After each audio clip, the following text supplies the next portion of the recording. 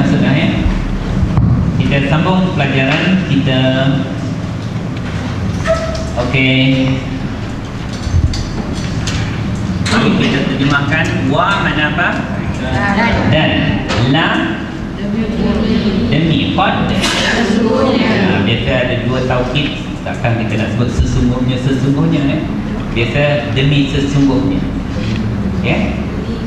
Demi sesungguhnya, ada dua perkataan taukid di situ.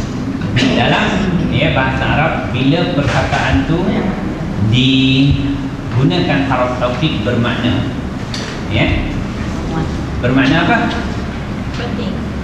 Penting dan berhadapan dengan orang yang menolak atau meragu. Kalau saya kata ana ustaz, apa maknanya? Aku seorang ustaz. Ni saya cakap pada orang yang saya percaya kepada saya. Tak payah guna taukid, buang masa, sebab orang dah percaya. Tapi tengok-tengok tahiyat tak lah ya. Kopi apa tak ada. Okay. Jadi kalau tuan-tuan tak percaya pada saya terpaksa guna satu haraf taukid. Sesungguhnya aku adalah seorang ustaz. Macam mana? Sesungguhnya aku dia tak boleh sebut innana, inni. Dia mesti guna dhamir muttasil ya. Innani atau inni ya, ustaz. Sesungguhnya aku adalah seorang ustaz. Bagi orang yang ragu-ragu, percaya tapi kurang sikit kita guna satu haraf taukid ya. Kalau nampak bila dah guna satu haraf taukid berkerut je lagi dahi dia. Tahiyat tak ni kita guna dua haraf taukid. Ini apa nak guna satu lagi? Boleh guna lam. La ustaz. Ini jangan silap panjang, jangan silap harakat. Ini bukan la tidak. Ini lam taukid, dia menggabungkan lam dengan ustaz. Apa makna la di sini? Sungguh, benar-benar seorang ustaz. Cuba terjemah ini. La benar-benar seorang ustaz. Tapi jangan panjangkan lam. Terus jadi tak ustaz. Lagi orang tak percaya. Ini la ustaz. Lagi lah ya. Mesti disebut dengan harakat. Sebab tu dalam mat asli dia akan membahayakan makna. Kalau kita baca la, itu terus beri makna tidak. Kalau kita kata ini la ustaz, sesungguhnya aku benar-benar seorang ustaz ya. Dia menggabungkan dua perkataan lam taukid tu ya, dengan ustaz.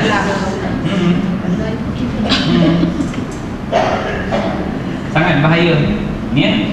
Okey, kalau orang tak percaya, saya kena guna satu qasam. Macam mana? Wallahi inni la ustaz. Demi Allah, sesungguhnya aku ni benar-benar seorang ustaz. Kalau tak percaya, ambil kunci start kereta balik. Habis dah penggunaan taukid tu habis ya. Ini kita bercakap pada orang yang dipanggil tak ada apa-apa masalah dengan kita tak perlu guna haraf taukid ya. Kalau orang itu ragu, gunakan satu haraf taukid. Kalau dia meragui atau mengingkari, guna ya dua haraf taukid atau tiga. Itu dalam ilmu balaghah disebut begitu maknanya bila Allah menggunakan dua kata penegas, bermakna Allah berhadapan dengan siapa? Orang-orang yang menentang, orang-orang yang mengingkari ya, dari kalangan Bani Israel. Sebab itu diungkit cerita ya, apa yang telah berlaku kepada Bani Israel dengan Nabi Allah Musa alaihissalam. Sebab itu Allah guna dua haraf taukid. Walaqad, cuba terjemah wa. Laqad, demi sesungguhnya. Ada dua taukid di situ. Jaa, dia telah datang. Itu dia telah datang. Dia telah datang. Fi'il apa tu? Okay, satu markah. Fi'il madhi. Bila jumpa fi'il madhi kena cari apa? Mesti bila jumpa fi'il mesti cari fa'il. Siapa tak jumpa fa'il tak tahulah siapa yang datang. Siapa yang datang? Dia ni. Kalau kita jumpa dhamir dia, huwa atau hiya, cuba jeling ke depan. Ada tak pelakunya? Yang sebenarnya fa'il dia ialah Musa. Jadi kalau ni fa'il, kalau orang tua, kitab tua terjemahkan fa'il ni oleh. Oleh itu ialah pelaku. Kalau kita baca kitab tua tu, oleh itu makna fa'il. Makna sebelum tak ada fi'il. Sebab dalam kitab tua dia sangat disiplin dan dia tak ubah struktur. Banyak kitab tua kita tu dia berasal daripada kitab Arab dan dia tak nak ubah struktur tu, dia akan terjemah terus ja'a, telah datang. Dia tak payah sebut sebab fa'il dah ada. Kalau tak ada fa'il baru sebut dia lah pelakunya. Mana maf'ul bih? Kenapa? Ini siapa ingat dhamir melekat dengan fi'il mesti jadi maf'ul bih. Mesti dhamir tersebut terkena. Kalau perbuatan dia datang, orang ni mesti yang didatangi. Maf'ul bih biasa diterjemah dalam kitab tua akan. Diterjemah akan.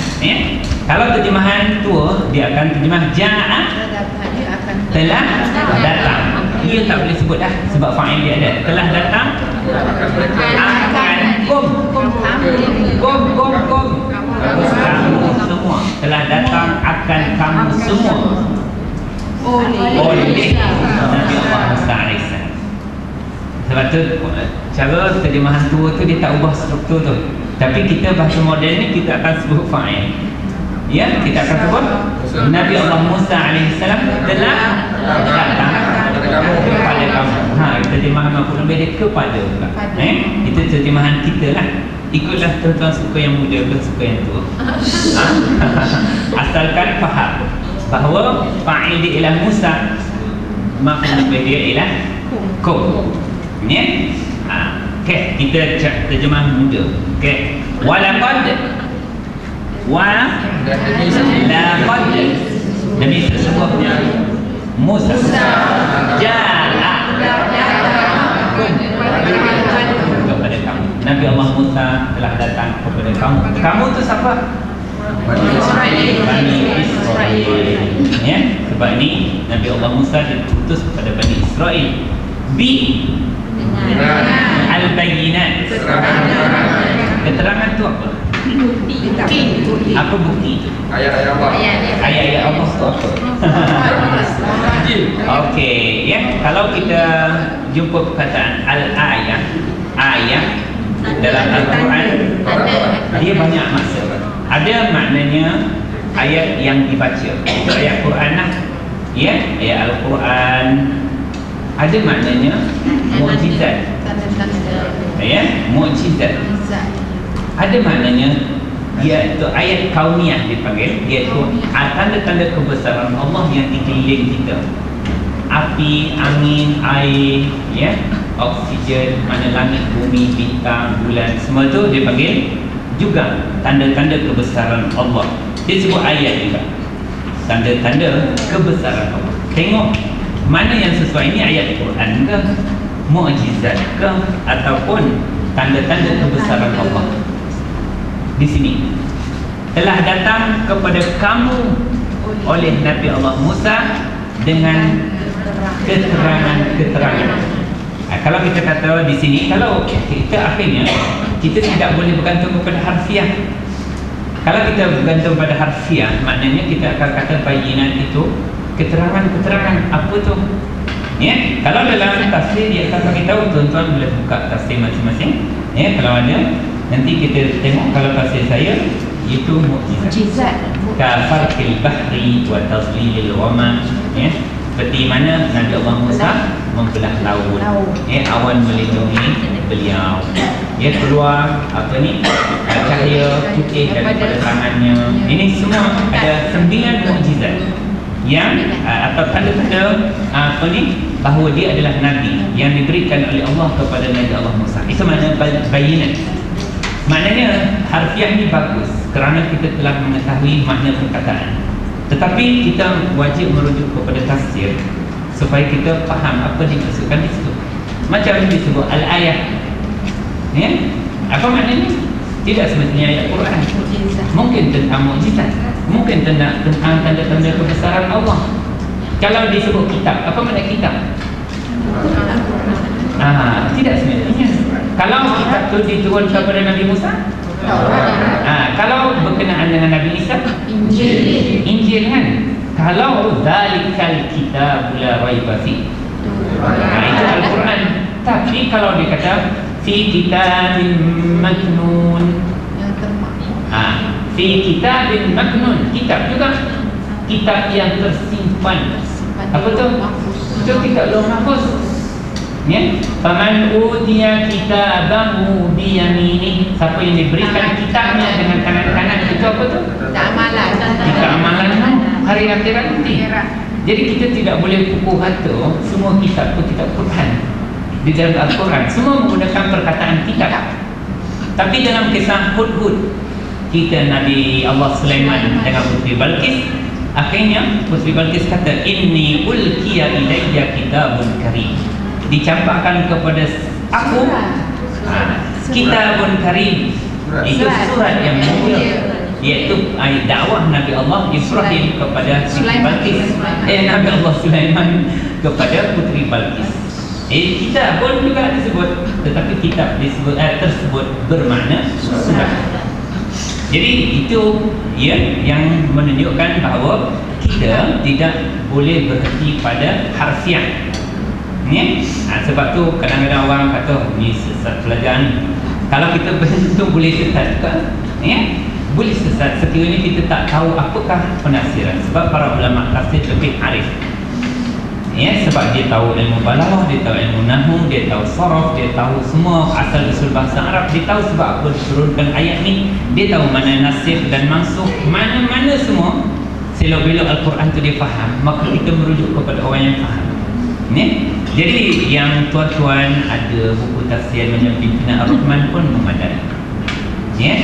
Kalau nak besar sikit Profesor Hamka pun okey. Dan juga kalau yang Ibnu Katsir itu memang tinggi lah. Kalau tuan-tuan mampu merujuk dia, bagus juga.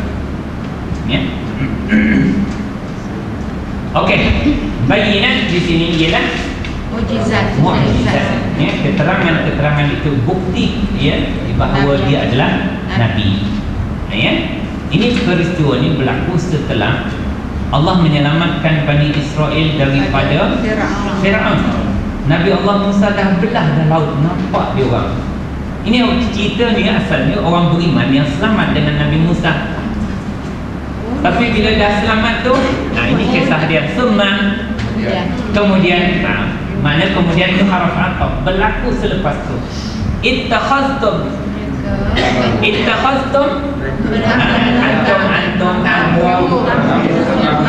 kamu telah mengambil. Okey. Ini masih lagi ada kata ni. Tum ni mana apa? Antum, kamu semua. Ittakhaztum. Pertama saya nak tanya fi'il apa ni? Fi'il madhi. Bila jumpa fi'il kena cari siapa? Fa'il. Kalau fi'il tu tidak melibatkan huwa dan hiya, tak payah cari dah siapakah pelaku dia. Dhamir yang tersembunyi adalah fa'il. Apa dhamir ini? Ittakhaztum antum.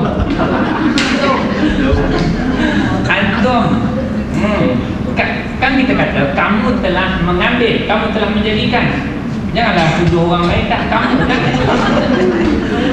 Kamu yang telah mengambil atau menjadikan. Antum ni siapa? Betul lah tu. Bani Israel, orang Yahudi. Ya, kamu semua wahai Bani Israel telah menjadikan atau telah mengambil. Mana maf'ul bih dia? Maf'ul bih bagi apa? Baris atas. Mana dia? Al-ijla. Ya. Ni nampak? Maf'ulun bih mesti bagi atas. Selepas selamat, Allah selamatkan kamu, kemudian kamu telah mengambil, ya, al-ijla, patung anak lembu, ya, yang dibuat oleh siapa? Musa, juga nama Musa Samiri, ya, yang dihimpunkan emas daripada orang-orang beriman itu. Akhirnya buat patung anak lembu, akhirnya berbunyi, ya, dia akhirnya disembah. Biasa tuan-tuan kalau kita jumpa ittakhadhan, dia perlu dua maf'ul bih biasanya. Ja'ala dua maf'ul bih. Cuma maf'ul bih dia sudah difahami oleh semua orang. Mengambil patung anak lembu sebagai apa? Sembahan atau sembahan. Ini kalau dalam tafsir dia akan bagi kataan ilahan.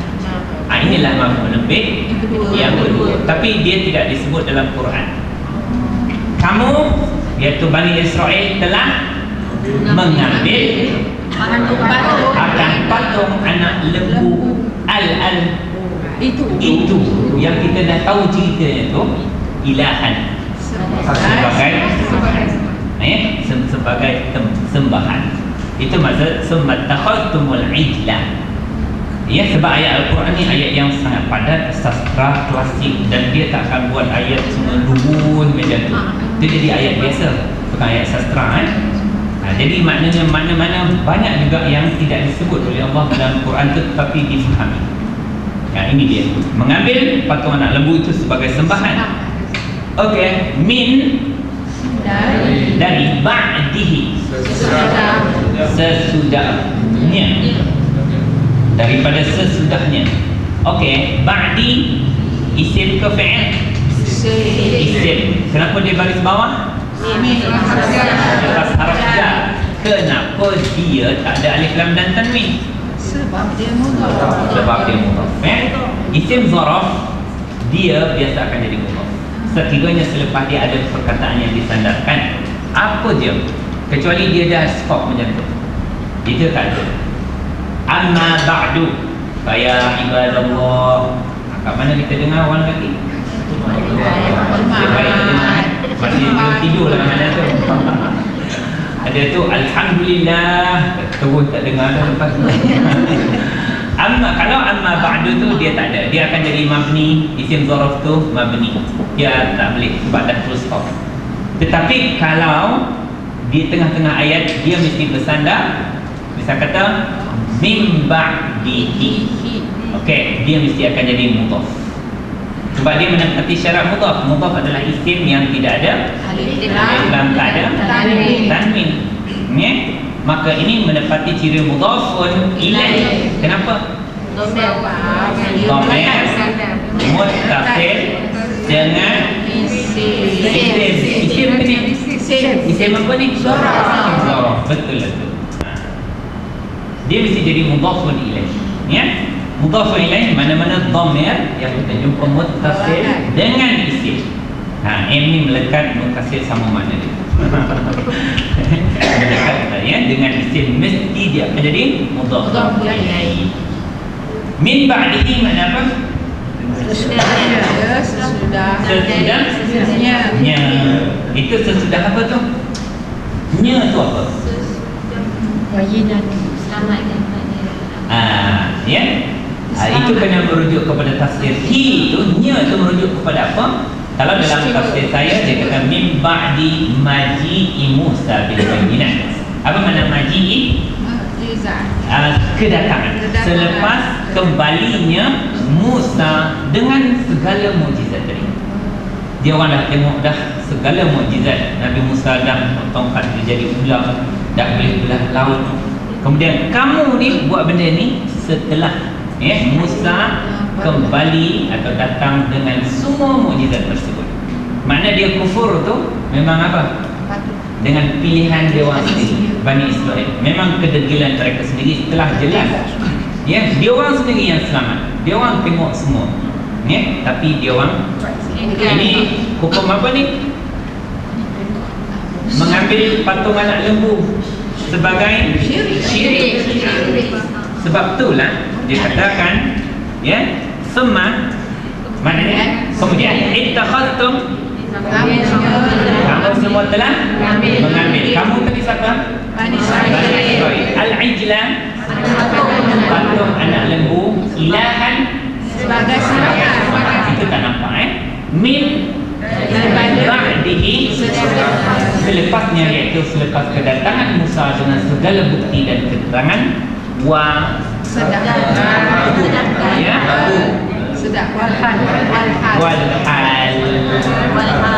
dalam keadaan, itu terjemahan waw hal, dalam keadaan antum, kamu semua zalimun,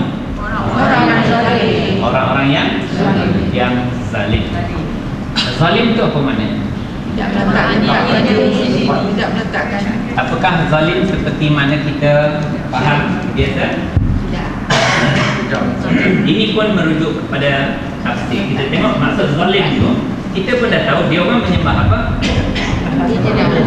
Patung. Zalim maksud di sini ialah wa antum kafirun. Mana kafir di sini? Syirik. Ya? Sebab kita kadang-kadang jumpa perkataan zalim juga, zalim ada makna zalim macam kita, walaupun orang Islam mengucap dua kalimah syahadat, dia berlaku zalim, dia zalim lah, tidak meletakkan apa dia perkara pada tempatnya yang betul. Tetapi zalim dalam maksud di sini bukan zalim beriman, zalim kafir, ya, sebab dia telah jadi murtad, kufur kepada Allah Ta'ala selepas beriman. Okey, kalau kita buat begini, antum, saya nak pecahkan ayat ni, nak jadikan ayat baru, antum, ya, lepas tu zalimuna, dah jadi satu ayat. Antum ni akan jadi apa keadaan dia? Kenapa dia jadi mubtada? Kalau kita kata dia mubtada, apa makna mubtada? Subjek, ya. Mubtada dia adalah subjek. Mana predikat dia?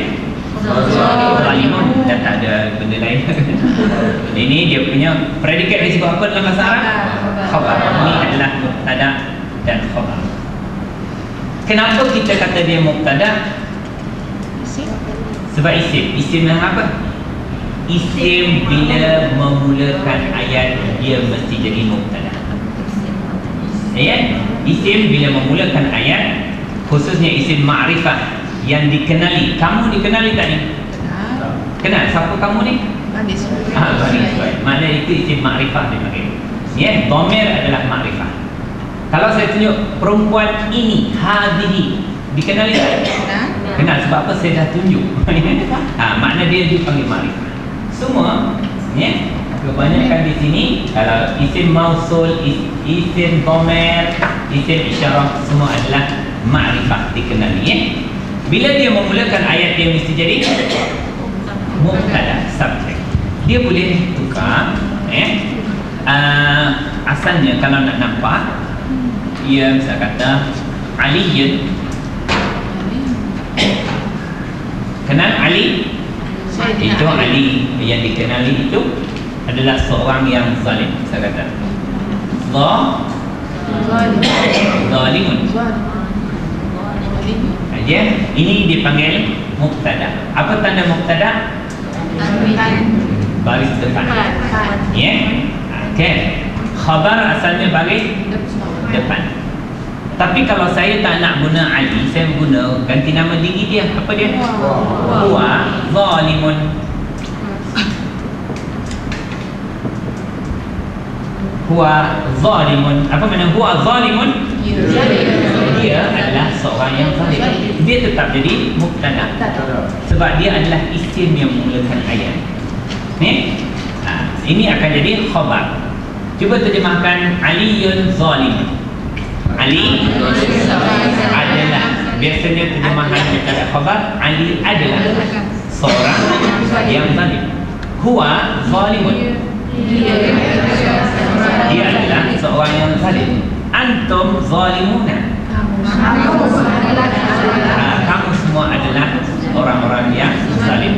Wa antum, sedangkan dalam keadaan, ya, mana kamu menyembah patung tersebut dalam keadaan antum, kamu semua adalah orang-orang yang zalim. Dimaksudkan ni orang-orang yang kufur kepada Allah Ta'ala, ya. Wa antum kafiruna kalau dalam tafsir saya. Nah, jadi kita jangan lupa merujuk kepada tafsir setelah kita belajar harfiah ini. Okey. Ada persoalan tuan-tuan dan puan-puan? Kalau kata ayat tu Ali huwa zalim. Ya. Kalau ayat tu Ali huwa zalim. Ali huwa zalimun. Okey. Aliyun ada dua cara. Aliyun huwa zalimun. Ya. Yang ini biasanya dikatakan dhamirul fasl, dhamir penyangkaan. Ya. Ali ni apa? Apa bedanya? Ia tambahlah ialah. Ali dia adalah seorang yang zalim. Ya. Ali huwa zalimun. Benda yang sama. Ataupun dia boleh jadi taukid. Ali dia tu adalah seorang yang zalim. Ikut maksud kita. Sama ada nak apa ni jadi penyengkang pun boleh, nak jadi penegas pun boleh, ya. Ada lagi? Kita tak dapat nak masuk ayat yang seterusnya, ya.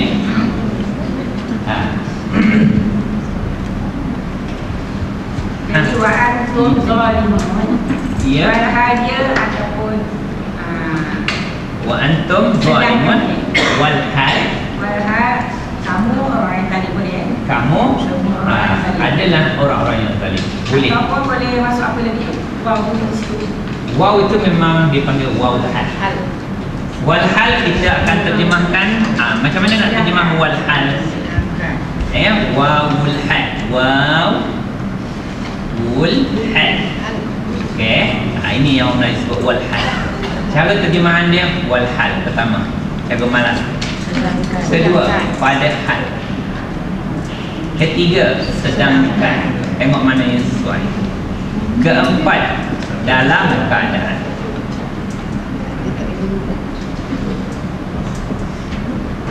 Ya?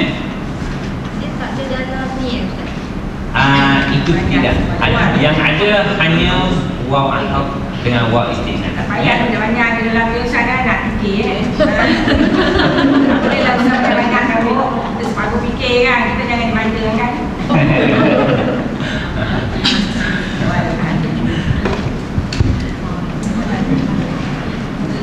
Kakak ni bagus, dia tak manja.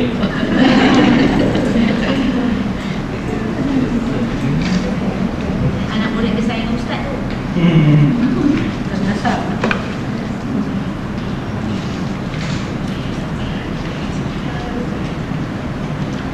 Okey.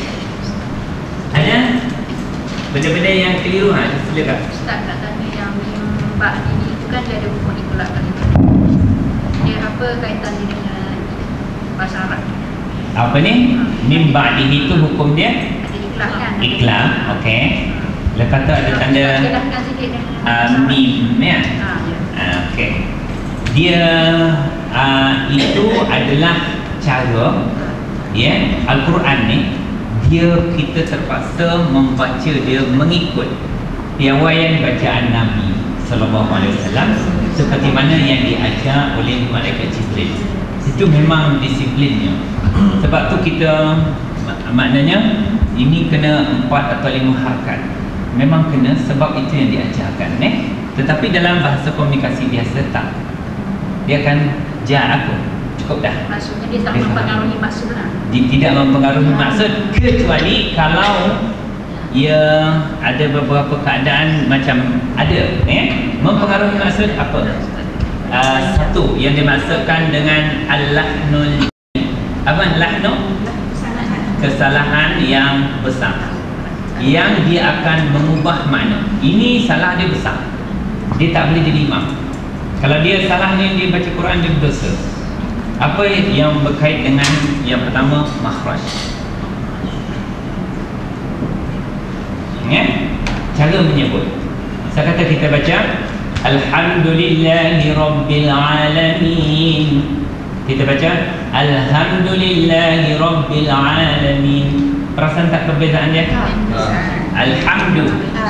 Ya, kita baca Alhamdulillahi Rabbil Alamin.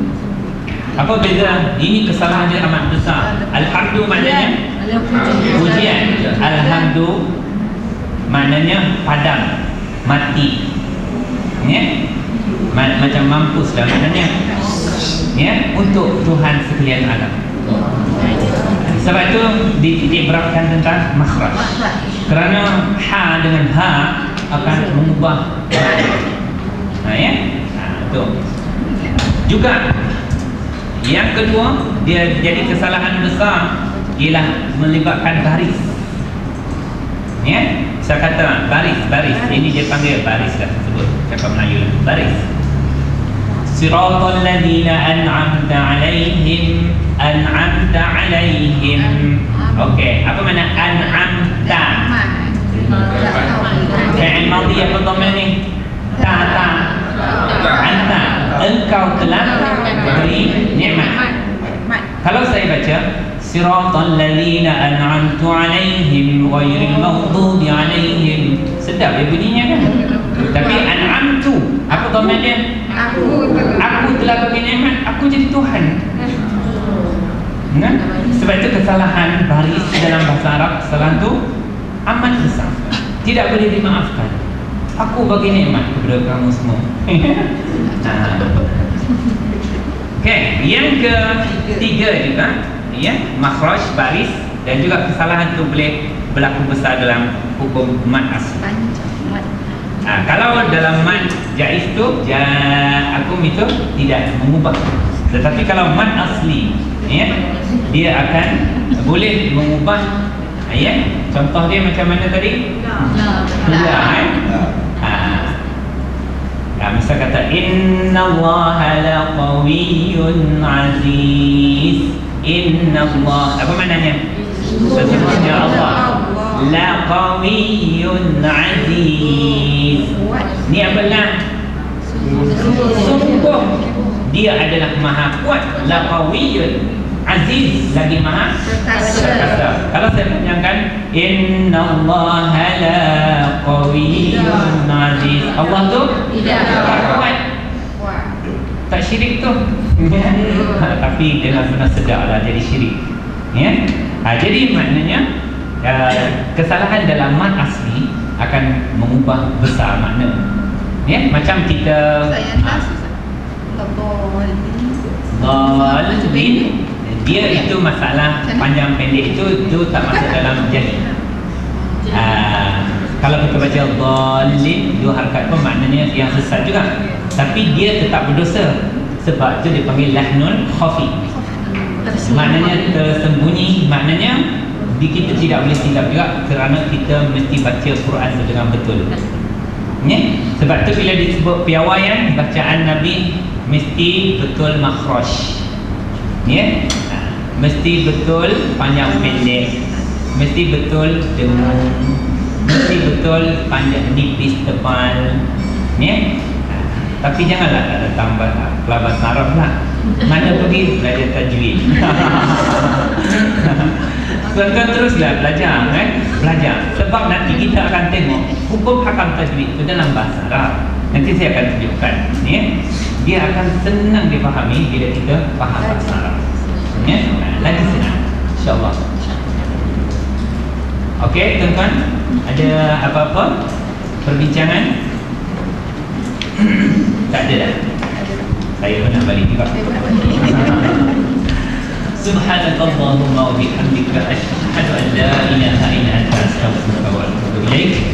Wal 'asri innal insana lafi khusr illa alladhina amanu wa 'amilus solihati wa tawassaw bil haqqi wa tawassaw bis sabr. اللهم ارحمنا بالقرآن واجعله لنا إماما ونورا وهدى ورحمة. اللهم ذكرنا منه ما نسينا وعلمنا منه ما جهلنا وارزقنا تلاوته آناء الليل وأطراف النهار واجعله لنا حجة يا رب العالمين والحمد. Jadi sebelum tu saya yang sebenarnya saya bagikan surah Al-Baqarah ni kepada 4 bahagian. Satu bahagian, 1/4 di Bandar Terbuda, Bandar Baru Bunda. Yang kedua di sini, di Baitul Qura. Yang ketiga saya akan bagikan kepada Usim Kampung Pandan, dan bahagian keempat surah Baqarah di Masjid Kelana Putra di Kelana Jaya. Jadi kalau tuan-tuan nak ikut juga kelas saya tu, tak payah pergi sana, boleh dapatkan CD. Saya harap Anwar dapat sertakan CD lah. Sebab semua dirakam oleh Anwar punya tim. Lagi satu, kalau tuan-tuan nak biasakan dengan saya punya sistem pengajaran ni, selalu dengar cepat, ulang CD tu kerap kali, sebab teknik saya ni tak adalah lain, benda yang ni je saya ulang. Tapi sebab selalu student saya tak ingat, sebab tu soalan tu berulang kadang-kadang sampai 100 kali. Kenapa tak ada alif lam dan tanwin? Itu beratus kali akan ditanya. Tapi siapa nak mengelakkan keboringan tu, dia cepat ulang CD, dia akan cepat. Sebelum saya tanya, dia dah boleh jawab. InsyaAllah. Wassalamualaikum warahmatullahi wabarakatuh.